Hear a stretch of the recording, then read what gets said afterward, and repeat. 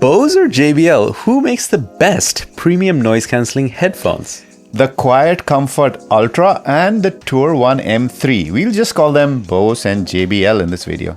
They're equally good, but for completely different people.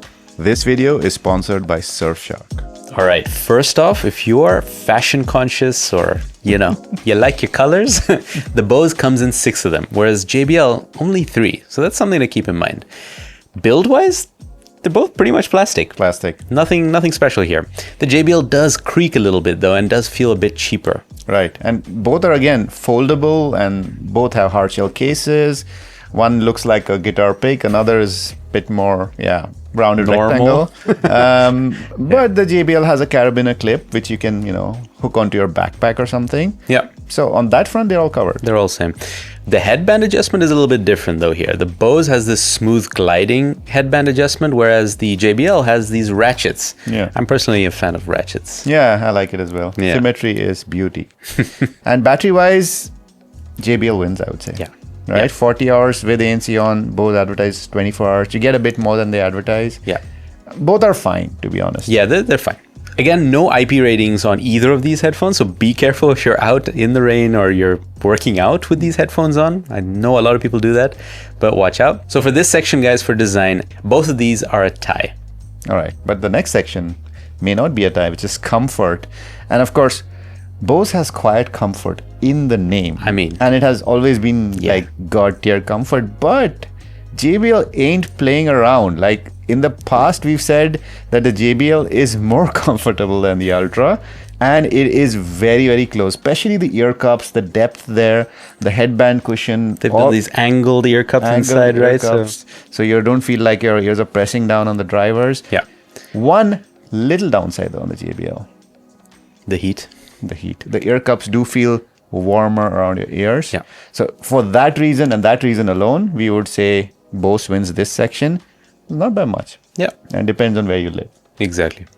Then we have a difference in controls. How do you control these headphones? So both have buttons, pretty obvious, but there's a little bit of touching going on. So for the JBL on the right ear cup, there is touching for track control. The Bose does the touching a bit different. It has this little sliding volume. Volume. Gap. Yeah, that. You can feel. To adjust the volume level.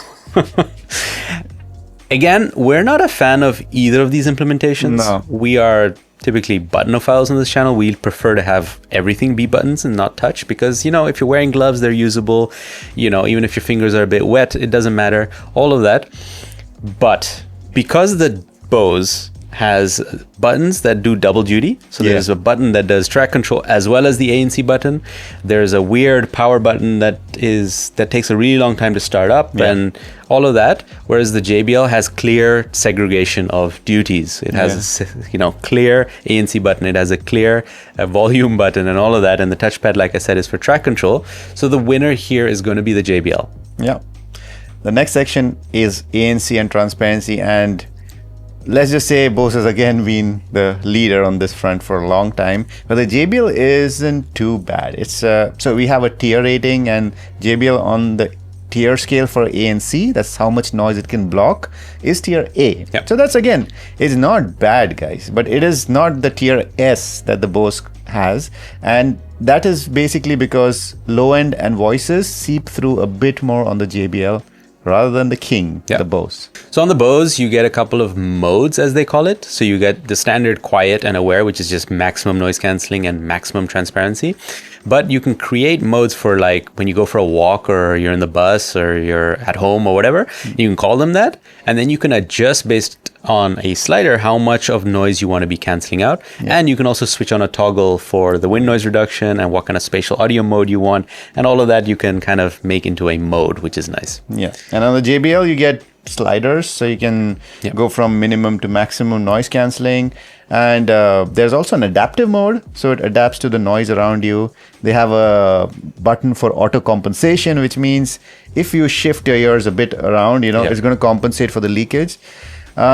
We personally had an issue with the ANC actually shifting a lot during movement, especially when I was biking and I went over a bump. I could clearly hear that the ANC shifted even with auto compensation on.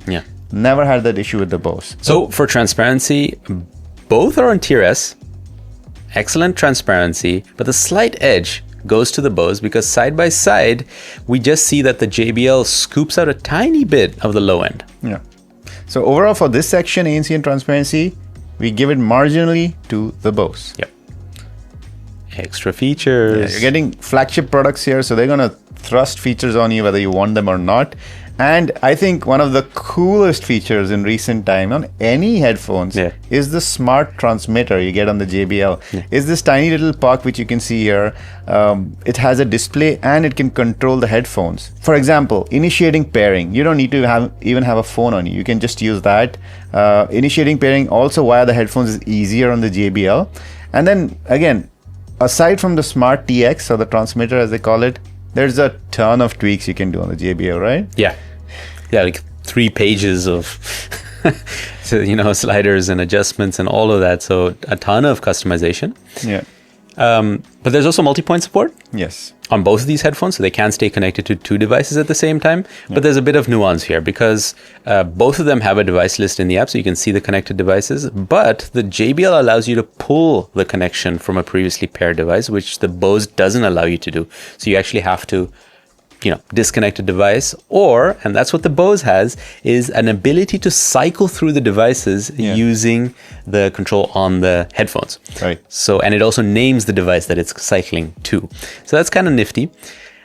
Like Rowan said, the JBL has that transmitter on which you can put it into pairing, but you can also see your device list and all of that. So that's a cool party trick on the JBL. Right. You get a wear sensor on both of these, and I mean, we expect that with flagship level products now. Unfortunately, the wear sense on the JBL is not great. It gets triggered accidentally. We basically ended up turning it off, which kind of is not great for premium products. It's like having lunch with these headphones on, and it kept pausing my podcast. Oh, yeah. What are we doing? Went into the app, turned it off. So you have the feature, but you also need to really have the feature, and that's something that Bose is flawless. Yeah, but JBL again is thrusting features upon you. You get personalized audio for your particular hearing. Yeah. You get spatial audio. Bose has that as well with immersive. But you have a low volume dynamic EQ, which is actually very interesting because music is perceived differently at different volumes. So actually this compensates for that. Kind of cool.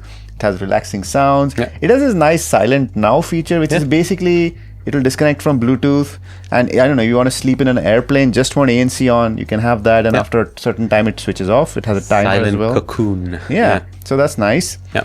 However, one little issue I had, not an issue, is like if you have connected 2 phones on the JBL, you can only use the app on one phone at a time. If you try to open it up on the second phone, it just won't connect. Right. So you have to kill the app on the first one, then it opens. Yeah. But despite that, in this section, the win marginally goes to the JBL.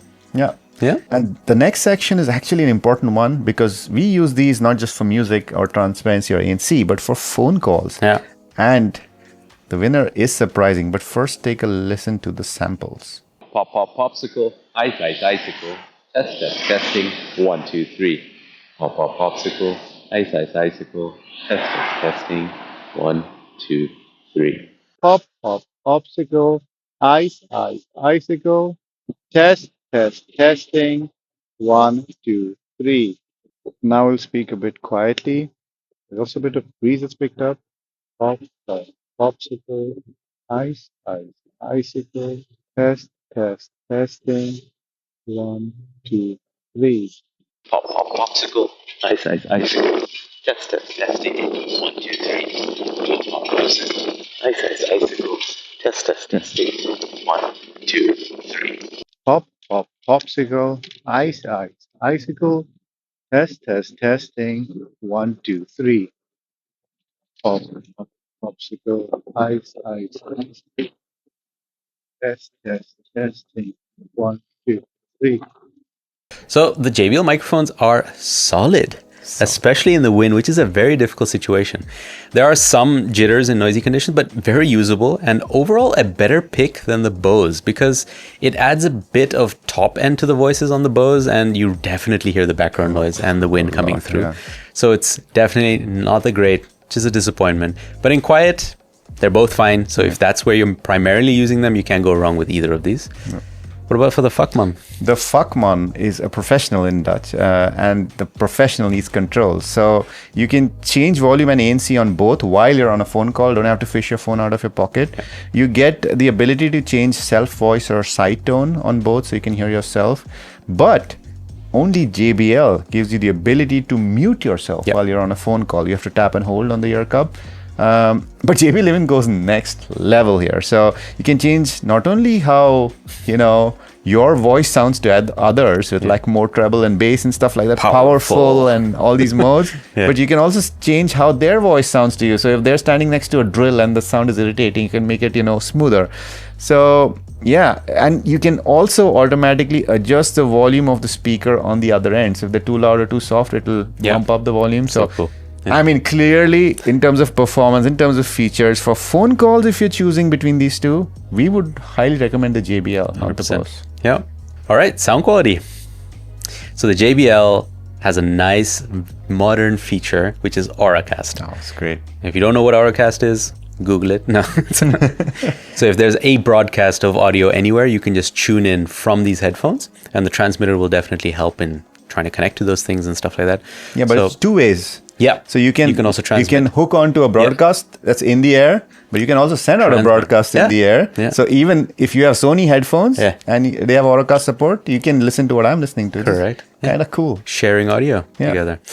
Okay. And another thing that the Bose doesn't have, which the JBL does, is audio over USB-C. Yeah. You plug them in and you can use it for audio. These guys don't have that. No.